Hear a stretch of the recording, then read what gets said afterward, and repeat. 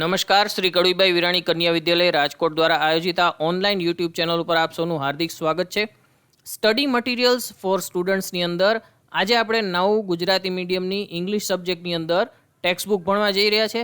Unit 1 આજે આપણે લેવાનું છે, જેની અંદર આપણે જોવાની છે એક ખાસ આફ્રિકન લોકકથા જેનું નામ છે ચિતાસ ટીયર્સ. તો શરૂ કરીએ પાઠની આગળની વાર્તા.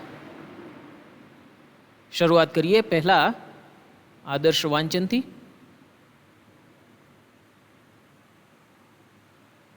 The mother cheetah returned after a while. She did not find her cubs. She looked all around. First of all, she became angry and jumped wildly. She sniffed all around, but alas, she could not find her dear babies. At last, she became sad and started crying. She cried and cried for the whole night till the next evening.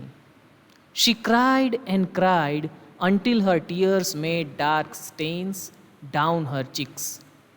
She was still weeping. At night, the mother cheetah cried so loudly that she was heard by a wise man living in the village. હવે સમજીએ કેટલાક મહત્વપૂર્ણ ભાગને. જ્યારે માદા ચિત્તા છે એ પાછી ફરે છે થોડા સમય પછી, તેને પોતાના કબ્સ એટલે કે બચ્ચા મળતા નથી. શી લુકડ ઓલ અરાઉન્ડ, ચારે તરફ જુએ છે. First of all she became angry, સૌથી પહેલાં તો એ ગુસ્સે થાય છે. એન્ડ જમ્પ્ડ, કૂદકા મારે છે વાઇલ્ડલી, જંગલી રીતે. સ્નિફ્ડ ઓલ અરાઉન્ડ, સ્નિફ્ડ એટલે સૂંઘવું, પ્રાણીઓ પોતાની આસપાસ સૂંઘીને બધી માહિતી મેળવે છે. બટ અલાસ, પણ દુઃખદ, એને પોતાના વાલા બચ્ચા મળતા નથી. અંતે તે એકદમ ઉદાસ થઈ જાય છે અને સ્ટાર્ટેડ ક્રાઇંગ, રડવા માંડે છે. Cried and cried for the whole night, આખી રાત રડે છે બીજા દિવસની સાંજ સુધી. ક્રાઇડ એન્ડ ક્રાઇડ ત્યાં સુધી રડે છે જ્યાં સુધી હર ટીયર્સ, તેના આંસુઓથી મેડ ડાર્ક સ્ટેઇન, સ્ટેઇન એટલે ડાઘ પડવા. આપણે ઘણી બધી એડવર્ટાઇઝ જે વોશિંગ પાવડરની આવે છે એમાં આવે છે સ્ટેઇન રિમૂવર, એટલે કે ડાઘ દૂર કરનાર.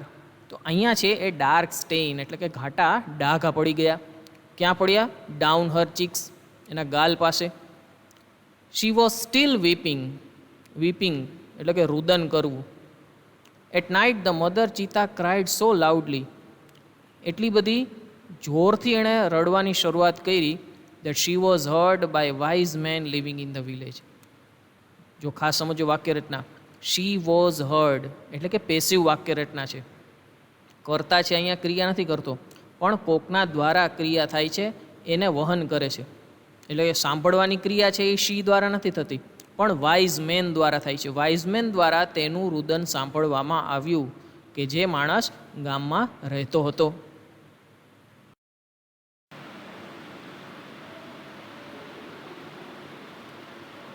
આગળના ભાગ તરફ નજર કરીએ.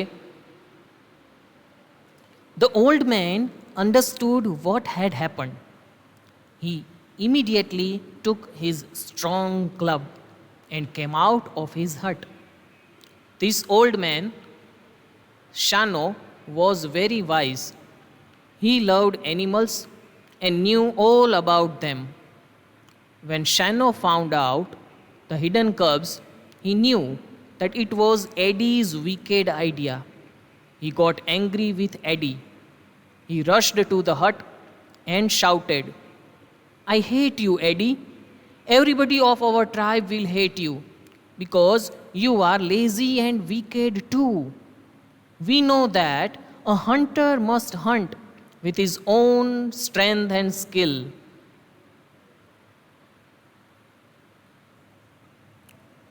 પાઠને આગળ સમજીએ. Old man understood what had happened, એ વૃદ્ધ માણસને ખબર પડી ગઈ કે શું બન્યું હશે. ઇમિડિયેટલી, તરત જ એણે એક મજબૂત સ્ટ્રોંગ ક્લબ પોતાની પાસેથી લીધું અને પોતાની ઝૂંપડીમાંથી કેમ આઉટ, બહાર આવ્યો. ઇમિડિયેટલી, તુરંત જ. ક્લબ એટલે આવા પ્રકારનું કોઈ હથિયાર કે જે આદિવાસીઓ પોતાના રક્ષણ માટે વાપરતા હોય છે. ધીઝ ઓલ્ડ મેન, આ વૃદ્ધ માણસ શાનો વોઝ વેરી વાઇઝ, ખૂબ જ ડાયો અને શાણપણ ભરેલો હતો, એટલે એના નામમાં શાનો એવું પ્રતિકાત્મક નામ આપણે સમજી શકાય. He loved animals and knew all about them, એને પ્રાણીઓ પસંદ હતા અને એમના વિશે બધું જાણતો. જ્યારે શેનોને ફાઉન્ડ આઉટ, ખબર પડી કોના વિશે? હિડન કબ્સ, સંતાડેલા બચ્ચા વિશે, અને એને ન્યૂ ખબર પડી ગઈ કે આ એડી એટલે કે જે એદી વ્યક્તિ હતો શિકારી, એનો જ વિકેડ એટલે કે દુષ્ટ આ વિચાર છે. હી ગોટ એંગ્રી વિથ એડી, એના ઉપર ગુસ્સે થયો. રશ્ડ ટુ ધ હટ, એની ઝૂંપડી તરફ રશ્ડ, દોડી ગયો અને શાઉટેડ, બૂમા બૂમ કરી મૂકી, આઈ હેટ યુ એડી, હું તને ધિક્કારું છું.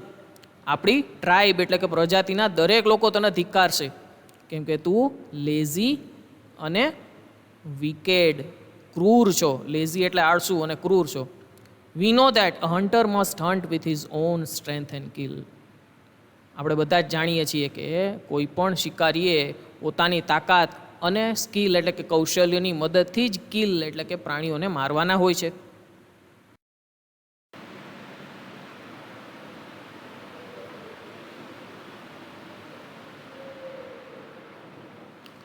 But you are a lazy hunter.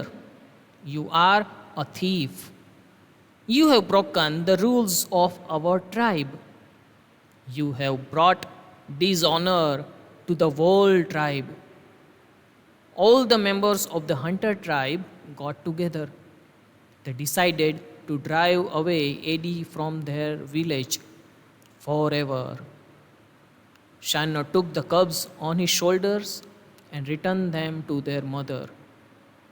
He saw that long weeping of the mother cheetah had stained her face forever.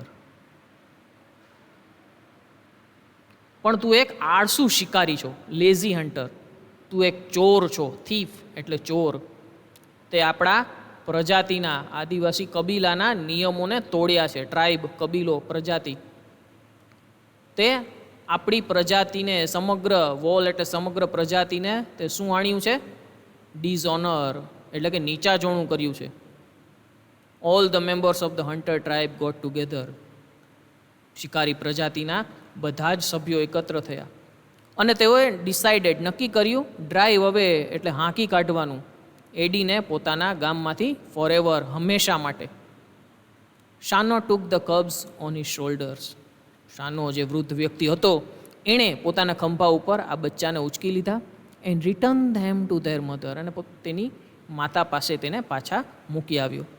He so that, એણે જોયું કે લાંબા સમયના વીપિંગ એટલે રુદનથી માદા ચિત્તા છે એના ચહેરા ઉપર સ્ટેન્ડ એટલે કે ડાઘા છે હંમેશા માટે લાગી ગયા છે. જોઈ શકો છો ચિત્રમાં તમે, એ રડવાના જે આંસુની ધારા વહેતી હોય એ પ્રકારે એમનો ચહેરો છે એ ડાઘવાળો થાય છે.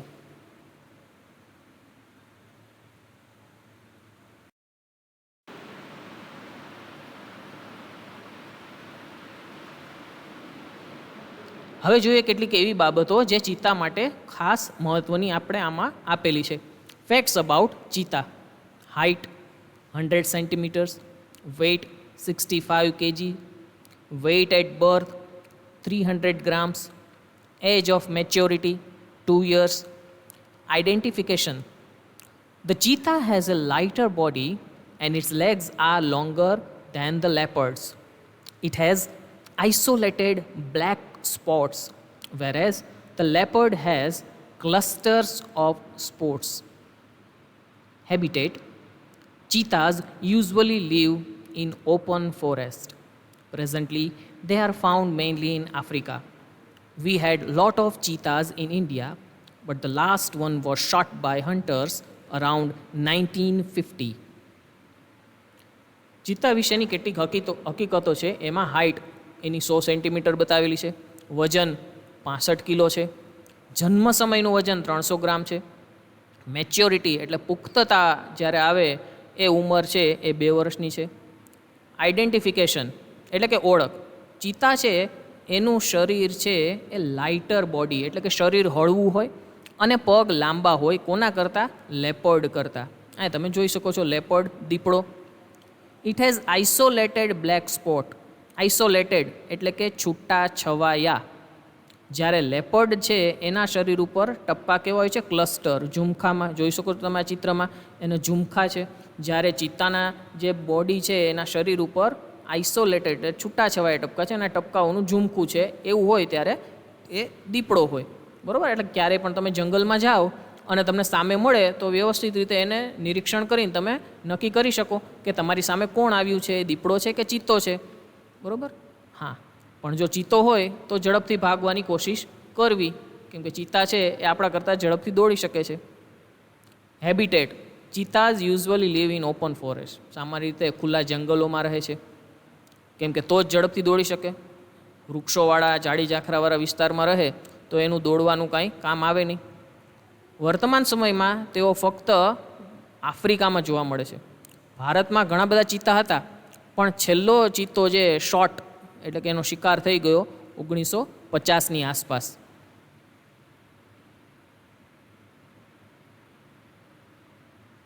જોયા શબ્દો આપણે, આઈડેન્ટિફિકેશન એટલે ઓળખ, આઇસોલેટેડ એટલે છૂટાછવાયા અને ક્લસ્ટર એટલે ઝુમખા. હેબિટેટ એટલે કે એનું નિવાસ સ્થાન.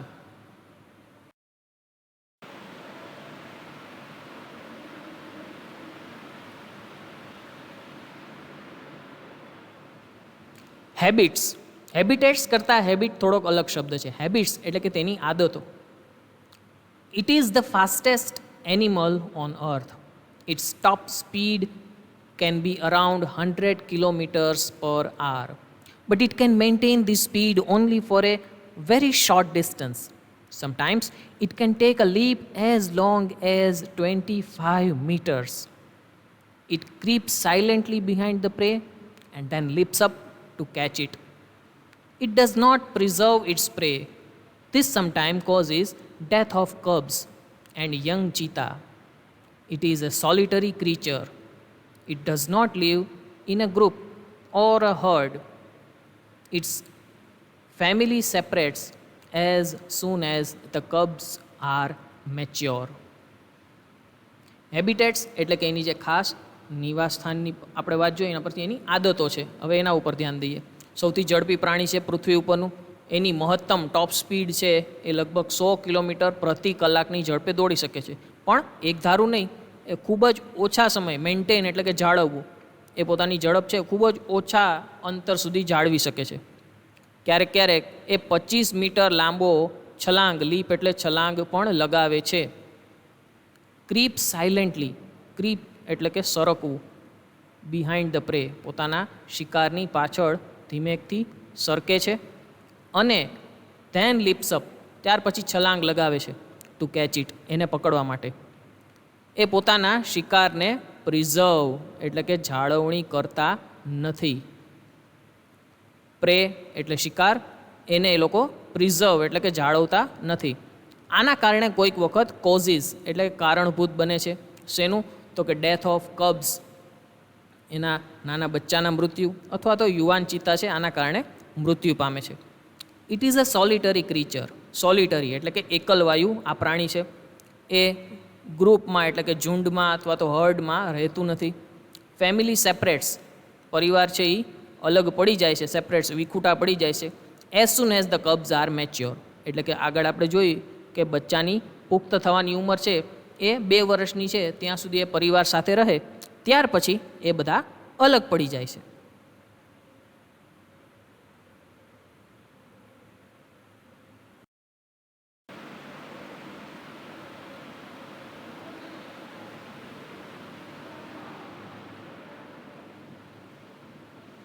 ડાયટ.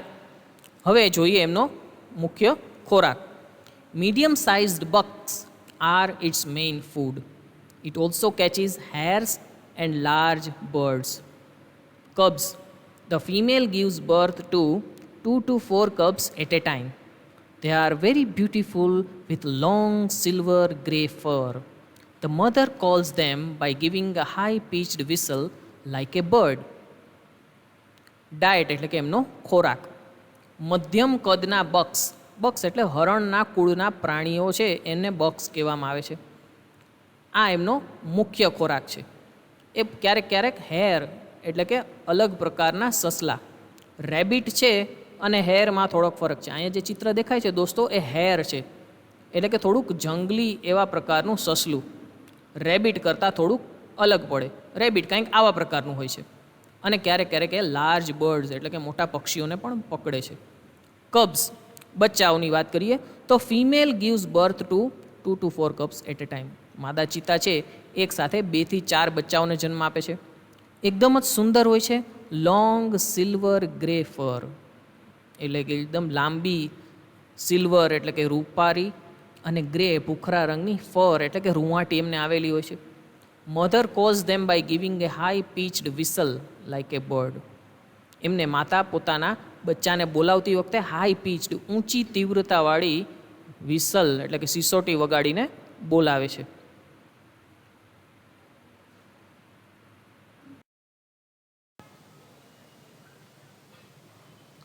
તો કળયુભાઈ સ્કૂલની આ યુટ્યુબ ચેનલને આપ લાઇક, શેર અને સબસ્ક્રાઇબ કરતા રહો અને બેલ આઇકોનને દબાવો, જેથી કરીને અમારા લેટેસ્ટ વિડીયો આપ સુધી તુરંત જ પહોંચી જાય.